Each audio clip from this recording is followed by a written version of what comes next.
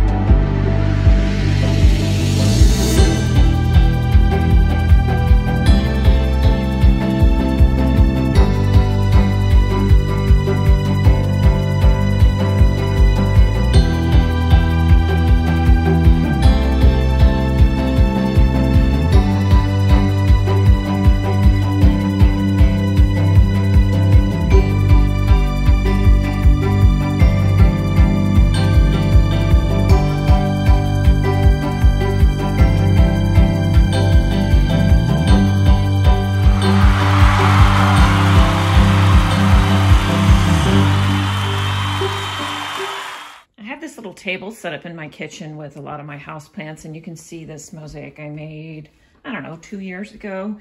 And it looks very festive, but I'm getting ready to change it out because the holidays are over. And I have a new plant to put in there.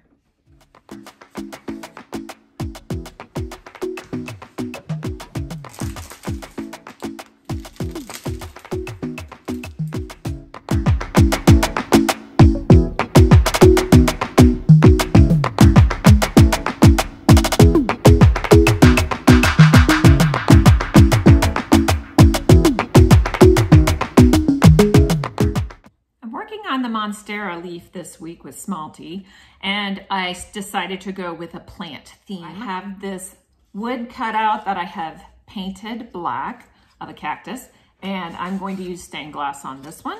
And then I also have one of these little stands. These are sold, I think, in a 6-pack as a wedding supply, sort of to write on. It's chalkboard. And so I'm going to put a mosaic on one side and leave the other side open if someone wants to use the chalkboard.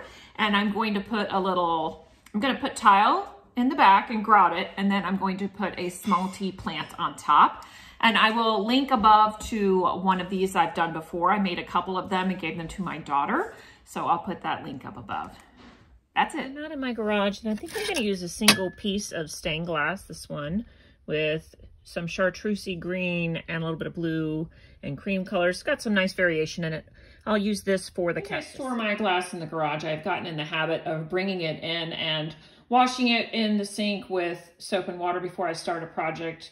A lot of times the glass gets a little dusty out there. And another reason is that it can get cold out there. And glass likes to be warm. It really responds better to me if it is warm. Cold glass can be more brittle, and that can make it more difficult to cut. So when I wash it, I use warm water in my sink. I use regular dish soap.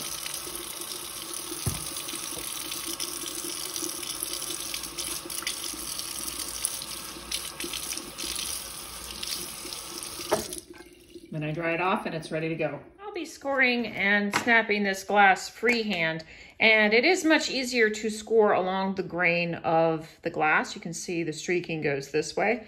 When I turn it over, however, you can see that it has some funny business going on here. I call that a cold fuse, and sometimes that can mess up your cut, but it's really interesting right there. So I'll be scoring this side. I like to work with uneven strips when I freehand. I take the strips to my bench and use nippers from there. I'm ready to get started on this, but because it's got this base that it helps it stand up, it's slanted, and that sort of drives me crazy. Just take a block of wood, or in this case, a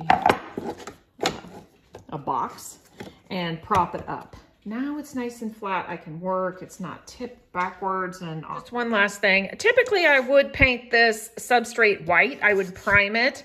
Because I like the way stained glass, if it's slightly translucent, the white behind it gives it a fuller color, a brighter color. But this glass is pretty much opaque, and the black background is not affecting the color too much.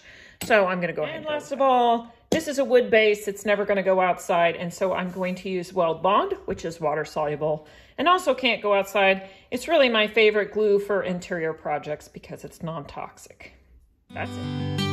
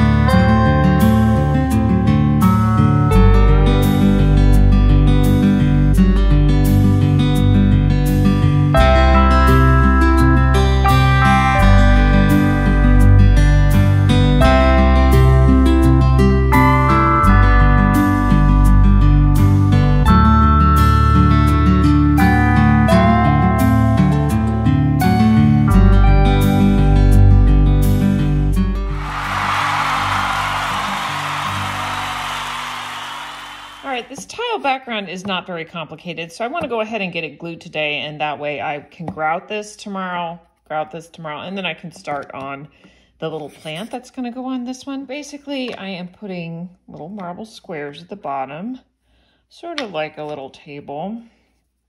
And then the next layer up will be this blue-green, and then this one.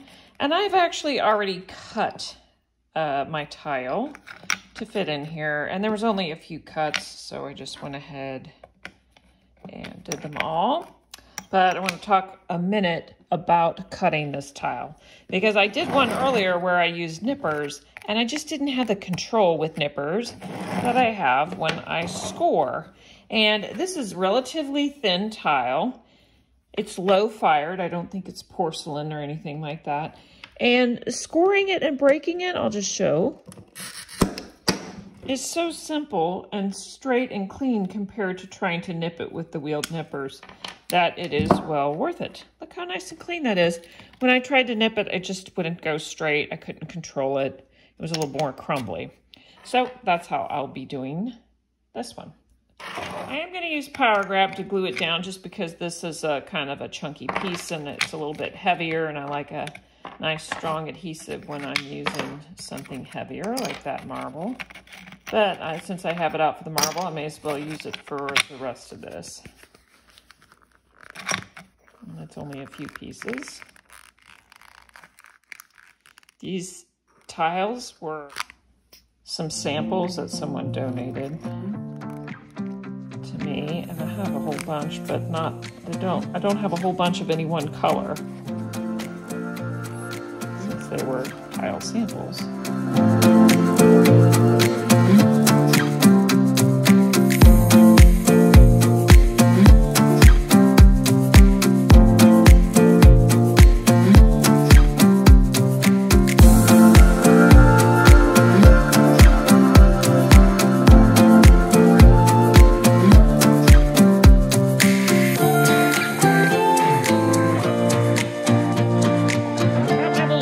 I'm using Laticrete ready-to-use grout, mainly because I paid a lot of money and I still have a lot left in it. It only has a short shelf life, so what I don't use I'm gonna have to throw out. I'm gonna go ahead and use it. I think the color will be good. So here I go. What I love about it is that I don't have to wait for it to slate. I can just go ahead and use it right out of the bucket. It's a little bit of a different cleaning process, so I just follow the time recommendations on the bucket.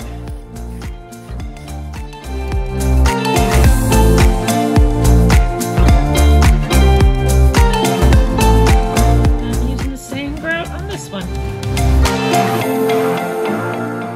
I want to take this opportunity to show you something very, very interesting. I have grouted both of these with the exact same grout. It is a slate gray grout, and I have these pieces under my Ott light, which is a full spectrum light, so it shows the true color. And I just want to show the difference in how the grout looks. On this one, it looks quite light and it almost looks gray. And on this one, it looks very blue. It looks very dark. It looks like a slate blue. Same grout. So I think part of it is sort of a color theory thing where the glass colors surrounding it make it look different. So here it's very neutral, so the grout looks blue and looks dark. Here I have got a lot of blues in the glass, and so it is making the glass look a little bit lighter and less blue. It's making it look more gray. But I think it's also a quality of the grout itself. If you've got a thicker grout line, you get that true color a little bit better. Here it is very tight. I worked very tightly, and so those grout lines just don't have enough grout in them to show that dark color. Isn't that crazy?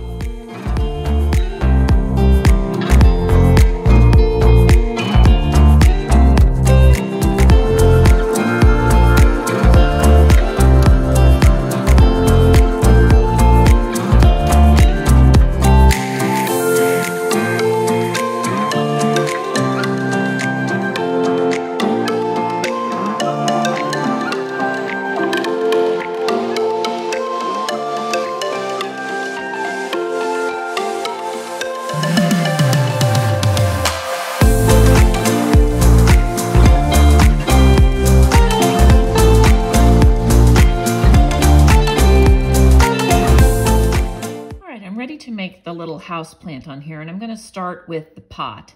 I pulled some of this. I thought it might be nice, sort of a Delft pattern, but this in the end doesn't have enough contrast. I don't like the colors with it, and it looks more like a vase and less like a pot. So I'm gonna get rid of that. And I found this out where I do my potting. I cleaned it up. I'm gonna go ahead and use some of this broken pot. Even though it's curved, I hope it cooperates and I can make a nice little pot on here. And then I'm gonna try to make a type of snake plant that just comes up in spikes.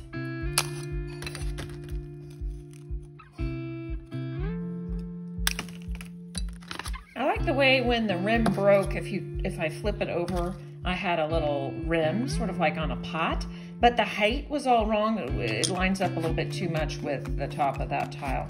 So I just cut one down, and I never like to put things smack dab in the middle. I want to cover this line, I think, a little bit, so I'm going to shift it over to the side. I'm also shifting to silicone glue, mainly because it's clear, and if I accidentally get any that oozes out a little bit, it won't show.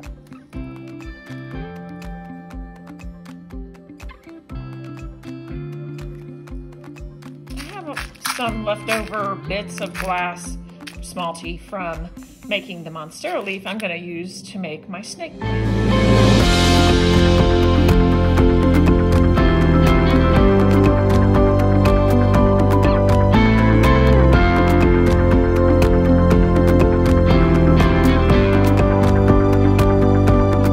For each one of these spiky striped leaves, I have pre-cut it and assembled it to make sure I like how it is, and then I'll glue it. So this one I've got sitting here and it's not glued.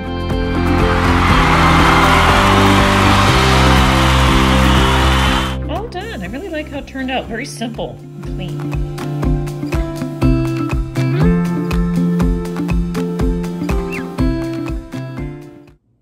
This may be the first time I've ever started and completed 3 projects in 1 week. That's putting it together. Thanks for watching. See you next time.